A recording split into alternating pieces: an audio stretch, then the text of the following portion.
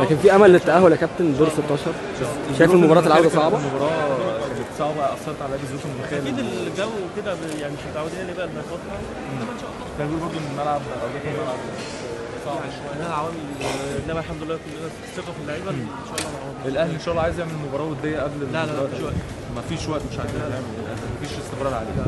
طيب بالنسبه ان شاء الله لموضوع الجمهور، يعني هل طبعا في حصل مشكله اساسا مع التراس وايت لايتس وهاجموا التراس الاهلاوي ان هم السبب في يعني في اللي بيحصل يا ريت ما للجمهور. تدخلش جميل، خلينا في الماتش بس. انا فاهم. لا انتوا محتاجين جمهور في المباراه بتاعت يوم الاحد اللي جاي باذن الله. الجماهير اكيد يعني لا غنى عنها، مش هتيجي. كابتن اخر سؤال بس. طب يا كابتن اخر سؤال. لا مفيش شريك اصابات. اكرامي احمد رؤوف كدمه في الكاحل.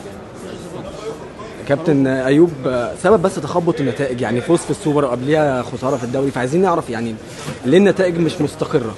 انت كسبان بطوله كبيره في وقت كويس، وعادي انت بتبدا مشوار في افريقيا، وارد انك تتعثر بتاع ماتش خارج ارضك ان شاء الله. لكن توقعنا ان مباراه السوبر هيكون دافع بعد كده للفوز في كل المباريات.